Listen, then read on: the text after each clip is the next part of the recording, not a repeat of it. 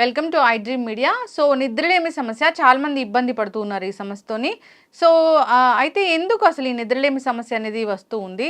సరిగా నిద్ర పట్టాలంటే ఎటువంటి హోమ్ రెమెడీస్ ఉన్నాయి? మరి వెజిటబుల్ థెరపీ దీని గురించి ఏం చెప్తుంది? వివరాలు తెలుసుకుందాం. మనతో పాటు ఉన్నారు ప్రముఖ vegetable therapist and sun spiritual society founder Vikramaditya Guruji గారు. గురుగారు నమస్కారం అండి. సూర్యోస్మితలి. గురూజీ, అందరికీ నిద్రలేమి సమస్య ఉంది. 100కి 100% పీపుల్ కూడా నిద్ర సరిగా పట్టట్లేదని ఫీల్ అవుతూ ఉంటారు. సో నిద్రకి ఉపక్రమించగానే డీప్ స్లీప్లోకి వెళ్ళాలంటే ఎలాగా? ఈ నిద్రలేమి సమస్య అనేది ఎందుకు వస్తుంది అసలు? ఇక్కడ మీరు ఆ పదాన్ని ఒకసారి పట్టుకుంటే అనలైజ్ చేసుకుంటే నిద్ర లేమి, లేమి అంటే లేనితనం. నిద్ర అనేది లేకుండా పోయింది. మనకు ఒక నాడు ఉంటుంది, కలిమి లేములు కష్ట సుఖాలు కావడి కుండలు. కలిమి కంటే కలిగి ఉండడం, లేమి అంటే లేకపోవడం, కష్టము సుఖము. కావడి కుండలు అంటే మనం భుజాన్ని తగిలించుకునేటువంటి కావిడలో ముందు వెనక ఉండేటువంటి బ్యాలెన్సింగ్ సిస్టమ్ అనమాట. ఇక్కడ నిద్ర అనేది ఇప్పుడు అంటే ప్రతి మనిషికి కూడా, అంటే ప్రతి మనిషికి కాదు, యావత్ ప్రపంచంలో సృష్టిలోని సమస్త జీవరాశికి అనుకుందాం, జీవం ఉన్న ప్రతిదానికి కూడా ఈ నిద్ర అనేది ఉపశమనాన్ని ఇస్తుంది. మళ్ళీ పునర్నిర్మాణాన్ని చేసుకోవడానికి సమయాన్ని ఇస్తుంది. అంటే నిద్ర దానికి అవసరం. మన శరీరంలో ఉన్నటువంటి వ్యాధి నిరోధక వ్యవస్థ పనిచేసి మనకు ఉన్నటువంటి శరీరంలో ఉన్నటువంటి వ్యర్థాలని విసర్జించడానికి కావలసినటువంటి ఏర్పాట్లు చేసుకుంటూ ఉంటాం. ఇప్పుడు ఆఫీస్ ఉందమ్మా, ఎన్ని గంటలకు చేస్తారు? 10 గంటలకి. ఈవినింగ్ ఎన్ని గంటలకి? 6 కల్లా క్లోజ్. 6 తర్వాత ఎవరు ఉండరు ఇక్కడ. మార్నింగ్ మీకంటే ముందు వచ్చేవాళ్ళు ఉంటారు. ఎందుకు వస్తారు వాళ్ళు? శుభ్రం చేసుకోవడానికి, నీట్ చేయడానికి, ఎక్కడెక్కడ సర్దడానికి. అంటే ఒక వ్యవస్థ పనిచేస్తుంది మన శరీరంలో. ఈ వ్యవస్థకు సంబంధించి ఒక సిస్టమ్ ఉంటుంది. అంటే మన శరీరంలో ప్రతిదానికి సంబంధించి ఒక వ్యవస్థ, దానికి ఒక సిస్టమ్ ఉంది. అంటే ఇక్కడ 24 గంటలు పనిచేసేయటం, 24 గంటలు పనిచేసేయటం, పని మీద విపరీతమైనటువంటి ఒత్తిడి, పని మీదే ఎక్కువ ఆపేక్ష. అంటే శ్రద్ధ అనుకుంటే మళ్ళీ పని మీద చాలా శ్రద్ధ. మా వాడు ఎక్కడ నిద్రపోకుండా కూడా పని చేసేస్తున్నాడు. అంటే శ్రద్ధ పని మీద ఉంది, శరీరం మీద లేదుగా. ఇది బాగుంటే ఏమైనా చేయగలుగుతాం. అంటే శ్రద్ధ ఉంది, అది పని మీద ఉంది. అశ్రద్ధ దీని మీద ఉంది. లేమి ఉంది, అంటే లేమి అంటే కష్టము, లేనితనము. ధనము లేని వాడు ధనం కోసం ఆలోచిస్తూ నిద్రపోతాడు. సమస్యలతో ఉన్నవాడు హాయిగా ఎలా నిద్రపోతాడు?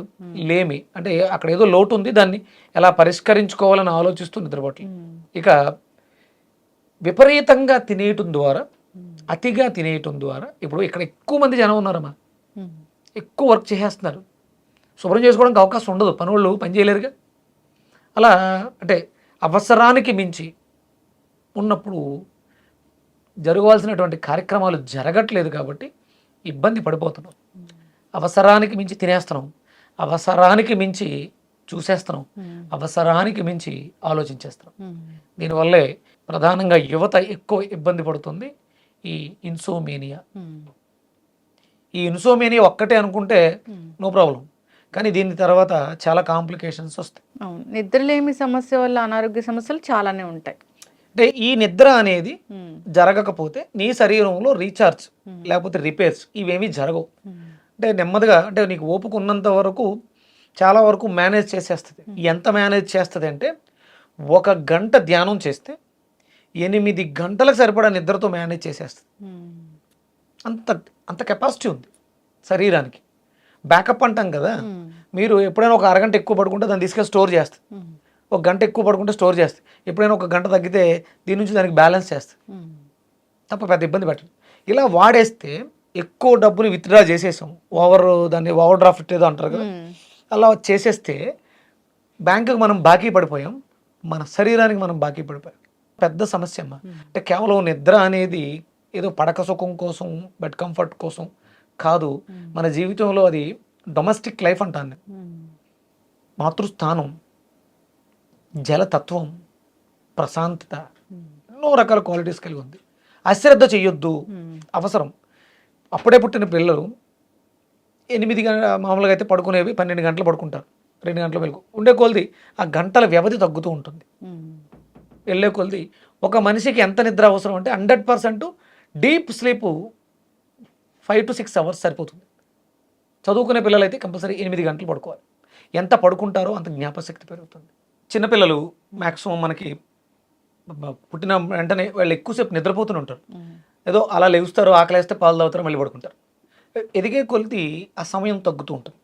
సహజంగా ఒక మనిషికి పూర్తిగా అంటే సాధారణ వ్యక్తికి ఒక అంటే వ్యవస్థలను బట్టి నిద్ర కూడా మారుతూ ఉంటుంది.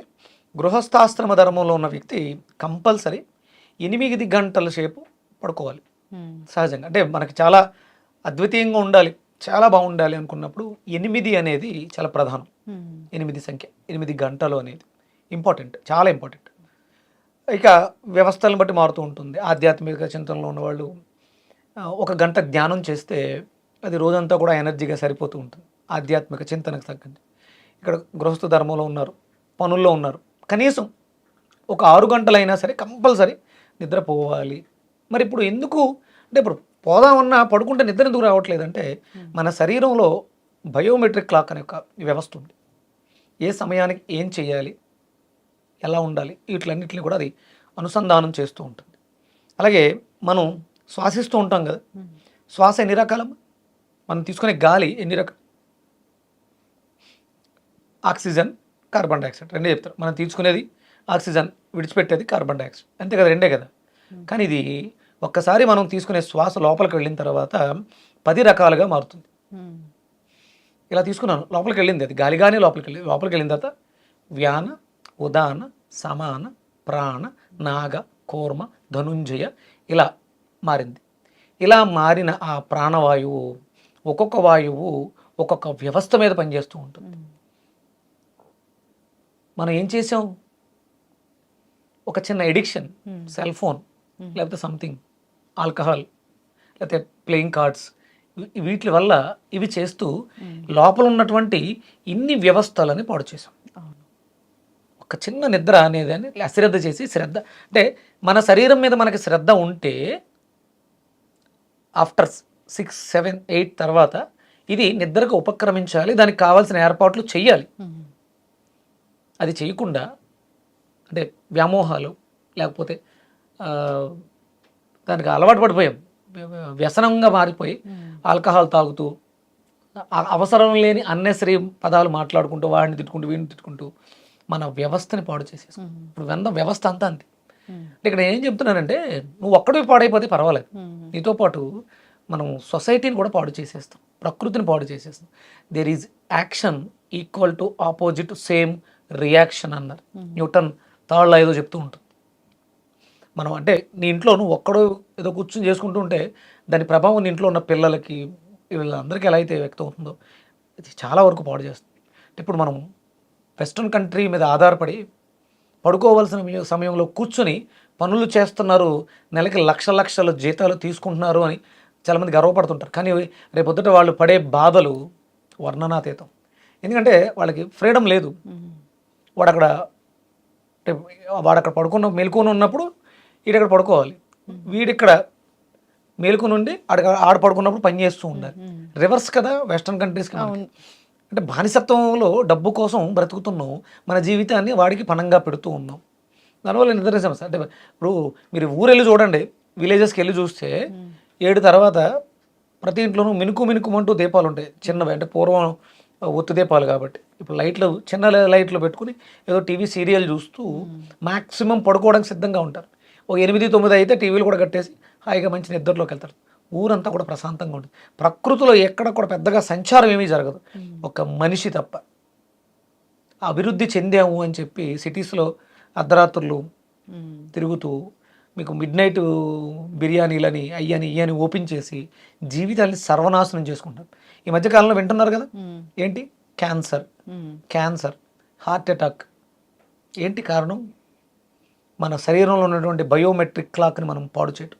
ఈ చెడిపోయిన వాయువులు, వ్యానవాయువు, ఉదాన వాయువు, సమాన వాయువు, ఈ వాయువులు చెడిపోవడం వల్ల గుండె, ఊపిరితిత్తులు, కిడ్నీలు, లివరు, కళ్ళు, చెవులు ఇవన్నీ కూడా పాడైపోతాయి. అంటే నిద్ర ఎంత అవసరం అర్థం చేసుకోండి. ఒక నిద్ర పోయిందంటే ఫస్ట్ సిమ్టమ్ అది. ఇది రేపొద్దుట లోపలికి తీసుకెళ్ళి చాలా రకాలు చెప్తూ ఉంటుంది. ఫస్ట్ సిమ్టమ్గా తీసుకోండి. నిద్ర చాలా అవసరం. అది క్వాలిటీ ఆఫ్ నిద్ర నీ జీవితానికి క్వాలిటీ అద్భుతమైనటువంటి లైఫ్ని ఇస్తుంది. అయితే గురూజీ, నిద్ర పట్టాలి, చాలామంది ఇంకా నిద్ర మాత్రల వరకు వెళ్తూ ఉంటారు, అంత సీరియస్ ప్రాబ్లం అవుతూ ఉంది. అయితే హోమ్ రెమెడీస్ ఏముంటాయి జనరల్గా? ఇది అంటే చంద్రుడి యొక్క తత్వం అమ్మా. ఉదయం సూర్యోదయం అస్సలు పడుకోకూడదు, సూర్యోదయానికి ముందే నిద్ర లేవాలి. అస్తమయం తర్వాత చంద్రోదయం జరుగుతూ ఉంటుంది. అప్పుడు మనం నిద్రకు ఉపక్రమించడానికి కావాల్సిన కార్యక్రమాలు చేసుకోవాలి. అందుకని శాస్త్రం ఏం చెప్పుద్దంటే ఉదయం నుంచి సాయంత్రం వరకు ఇది వేడెక్కుతూ ఉంటుంది కాబట్టి చల్లబరుస్తూ ఉండాలి, చలువ చేసే పదార్థాలు ఫ్రూట్స్ తీసుకుంటూ ఉండాలి. సాయంత్రం అవుతున్న కొద్దీ సూర్యుడు వేడి తగ్గుతూ ఉంటాడు, అప్పుడు మనం వేడిని ఇస్తూ ఉండాలి శరీరానికి. అంటే దీనికి విరుద్ధంగా చేస్తున్నాం మనం. ఉదయం అంతా కూడా మనం ఆ ఫ్రిడ్జ్లో పెట్టినటువంటి జ్యూసెస్ ఇవి తీసుకుంటూ ఉంటాం. చాలామంది సాయంత్రం మాటలు ఫ్రూట్ జ్యూసెస్ అయ్యి తాగి ఉంటారు. ఇంతకుముందు తాగినప్పుడు ఇబ్బంది లేదు, ఆ కొన్ని రోజుల తర్వాత ఇబ్బంది స్టార్ట్ అవుతుంది. సాయంత్రం కంపల్సరీ అంటే మనం ఇక్కడ భారతదేశంలో ఉన్నాం కాబట్టి పాలు శ్రేష్టము నిద్రకి. చంద్రుడు మనస్కారకుడు కాబట్టి పాలకి చంద్రుడికి సంబంధాన్ని పెట్టారు కాబట్టి కంపల్సరీ మనం పాలు తీసుకోవడం అనేది నిద్రకి చాలా వరకు శ్రేయస్కరం. అండ్ మీరు చాలామంది చెప్తారు అందులో లాక్టిక్ యాసిడ్ ఏదో ఉంటుంది, పాలు తాగకూడదు, ప్రమాదం అయ్యి. అంటే ఏదన్నా హార్మోనల్ ఇంబ్యాలెన్స్డ్గా తయారైనటువంటి ఈ ఆవులు ఏవో ఉన్నాయి కదా, జీడి మాడిఫైడ్ ఆవులు, అలాంటి వాటి వల్ల ఇబ్బంది ఏమో, కానీ దేశవాళీ ఆవు పాల వల్ల ఎలాంటి ఇబ్బంది లేదు. అలాగే సాయంత్రం వెళ్ళకూడదు, ఫ్రూట్స్ తీసుకోకూడదు.